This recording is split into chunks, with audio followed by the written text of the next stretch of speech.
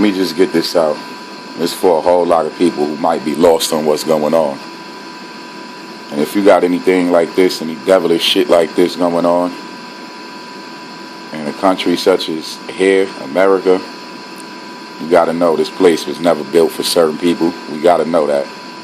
And by any means necessary, they'll do anything to exterminate any kind of unification or any kind of rise in anybody who might have the solution. So I'm going to give a little insight for those who haven't read or didn't know about this or haven't read about it. I knew about it for a long time, but I think I need to just share some knowledge for the ones who don't know. The FBI sets goals for COINTELPRO.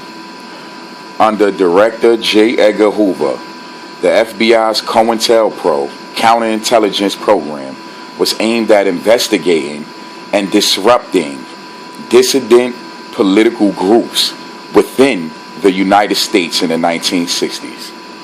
So this has been going on since the 60s. Ain't nothing changed. Nothing changed. We 40, 50 years down the line. Ain't nothing changed. COINTELPRO's targets frequently included civil rights activists, both those who espoused nonviolence, like Martin Luther King. So it doesn't matter, oh, slap me and I won't slap you back. It doesn't matter.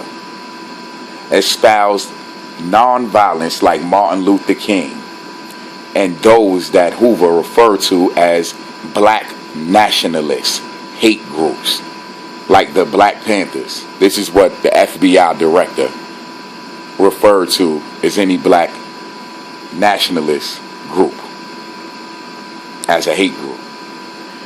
This document outlines the program's goals in attempting to limit the effectiveness of such groups.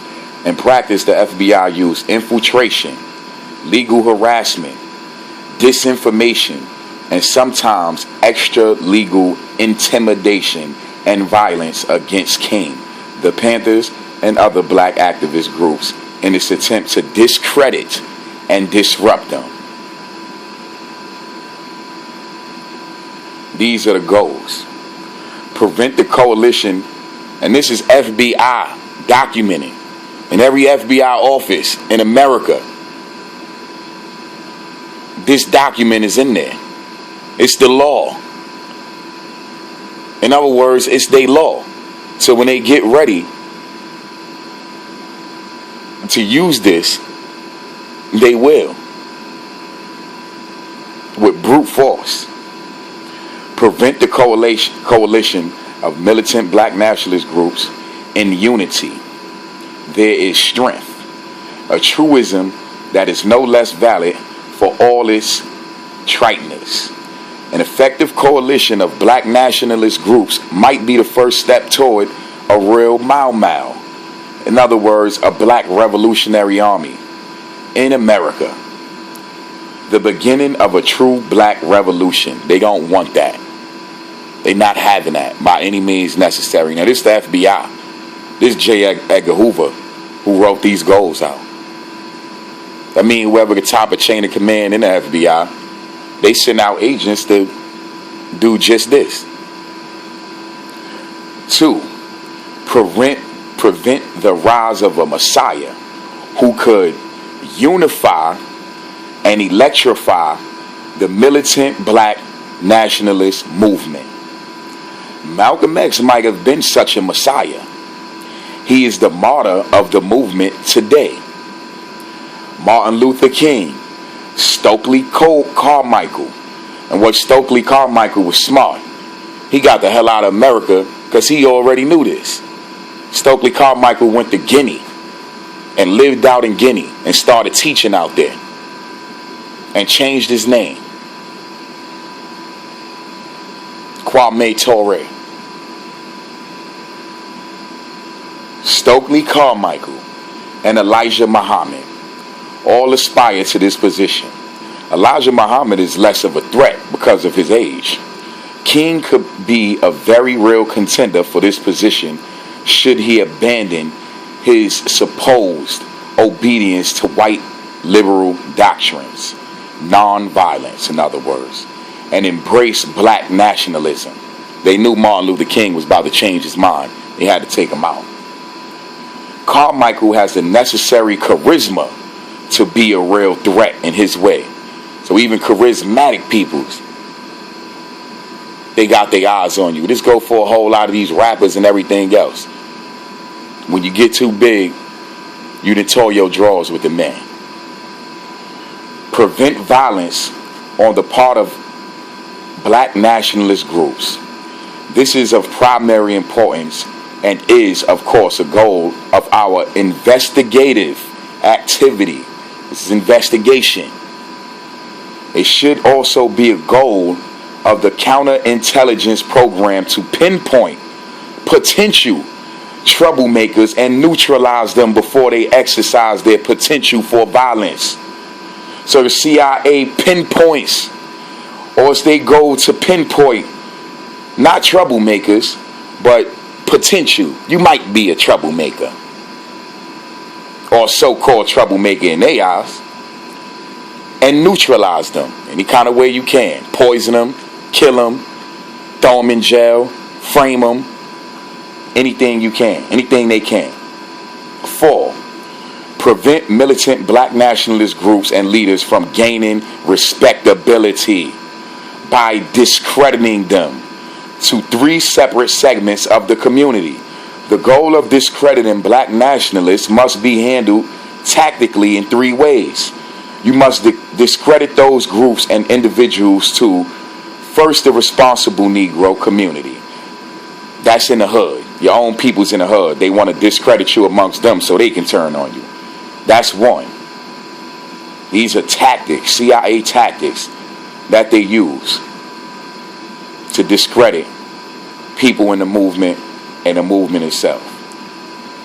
Second, they must be discredited to the white community, both the responsible community and to liberals who have vestiges of sympathy for militant black nationalists, simply because they are Negroes.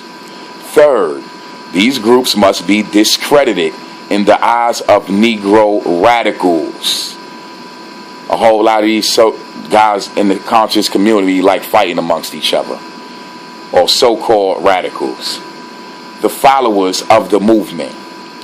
This last area requires entirely different tactics from the first 2. Publicity about violent tendencies and radical statements merely enhances black nationalists to the last group. It adds respectability in a different way. 5, a final goal should be to prevent the long-range growth, and that's in bold letters, growth of militant black organizations, especially among youth.